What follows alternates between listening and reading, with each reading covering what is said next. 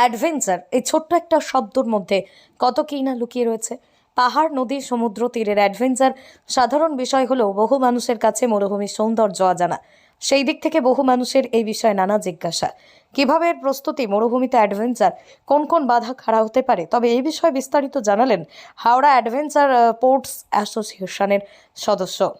সাধারণভাবে বলা যেতে পারে যতদূর খুব সাধারণ মানুষের আয়ত্ত বা এখতিয়ার, ঠিক তারপর থেকেই যেন শুরু অ্যাডভেঞ্চার। যদিও বর্তমান সময়ে অ্যাডভেঞ্চার প্রিয় মানুষের সংখ্যায় ক্রমেই বেড়ে চলেছে। পাহাড় থেকে সমুদ্র পাড়ি দিচ্ছে মানুষ। সেই দিক থেকেই পাহাড়, জঙ্গল, সমুদ্র সৈকত সমস্ত কিছুই পেরিয়ে এবার মরুভূমি অভিযান। মরুভূমিতে একটানা 5 দিনের মধ্যে পায়ে হেঁটে পাড়ি দিল হাওড়ার একটি অ্যাডভেঞ্চার সংগঠনের 10 সদস্য। আমরা পূর্ব অভিজ্ঞতা সেরকম ভাবে কিছুই ছিল না। এখানকার যা গাইড, তার সঙ্গে আমরা যোগাযোগ করে কিছু উটের ব্যবস্থা করেছিলাম। মরুভূমিতে, থর মরুভূমিতে সারাদিন ধরে হেঁটেছি। যে অসুবিধাগুলোর প্রচুর প্রকৃতি, যেটা আমরা দেখতে এসেছিলাম, যেটাকে এক্সপ্লোর করতে এসেছিলাম, সেটাকে আমরা এক্সপ্লোর করতে পেরেছি।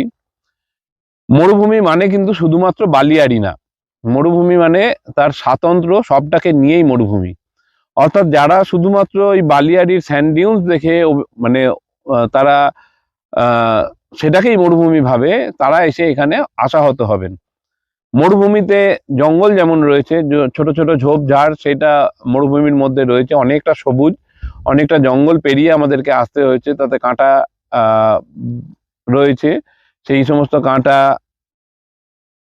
প্যান্টে, জুতোয়, এটা বারবারই আমাদেরকে অসুবিধার মধ্যে ফেলেছে। অন্যান্য অভিযানগুলোতে, কোস্টাল ট্রেক গুলোতে যেমন আমাদেরকে মাঝে মাঝে নদী পেরোতে হয়, এখানে তেমনি মাঝে মাঝে আমাদেরকে বালির পাহাড় পেরোতে হচ্ছে। জানা যায় রাজস্থানের জয়সালমের জেলার কুড়িগ্রাম থেকে শুরু হয় এই মরু অভিযান। অভিযাত্রীদের কথায় জানা যায় ঝোড়ো বালির একের পর এক পাহাড় অতিক্রম করে 5 দিনে প্রায় 80 কিলোমিটারের বালিপথ এই অভিযানে শেষ হয় কুড়িগ্রামে। দিনে ঠান্ডা রোদ্দুর আর রাত্রে কনকনে ঠান্ডা। অভিযানে রাত কাটানো থেকে রান্না, খাওয়া দাওয়া সবকিছু তাঁবুই ছিল অভিযাত্রীদের একমাত্র ভরসা। শুধুমাত্র মরুভূমি মানে সেখানে বালির পাহাড় থাকবে, বালি বালুকা বেলা, সেখানে ঘুরে বেড়াবো, সেটা কিন্তু একেবারেই নয়। মরুভূমি মানে একটা আলাদা একটা অনুভূতি। আর যেটা সবচেয়ে বড় সমস্যা, তা হলো মরুভূমির চোর কাটা, যা আমাদের সব সময় কষ্টের মধ্যে ফেললো। আর জল, যখন আমরা পথ চলেছি তখন কিন্তু মেনে শুনে, অর্থাৎ রেশনিং করে চলতে হয়েছে আমাদের। পানীয় জলকে কতটা খাবো, কতটা রাখবো, যতক্ষণ না জল পাবো ততক্ষণ আমরা জল খাবো না। এই জায়গাগুলোকে আমাদের মেনটেন করতে হয়েছে। আর একটা বিষয় বারবার করে বলছি, চোর কাটা, যা আমাদের অনেক কষ্ট দিয়েছে। কুড়িগ্রাম থেকে শুরু করে একে একে তালাও কি করে ঢানি, কি করে থারকি ঢানি, মানেরি, নিম্বিকি ঢানি সহ একাধিক নাম না জানা অঞ্চল পায়ে হেঁটে অতিক্রম করতে হয়।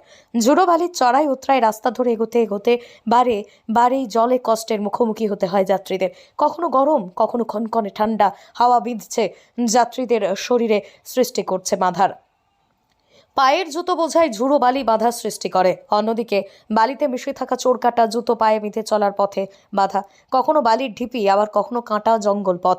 দিনের 10 থেকে 12 ডিগ্রি তাপমাত্রা, যা রাতে 2 থেকে 3 ডিগ্রি ঠান্ডা, যেখানে বালিও কার্যত বরফ ঠান্ডায় পরিণত হচ্ছিল। এই অভিযানে 9 জন পুরুষ অভিযাত্রীর সাথে ছিলেন এক মহিলা অভিযাত্রীও। ঠিকঠাক নিয়ে যাবে, ঠিকঠাক দেখে নিয়ে আসবে।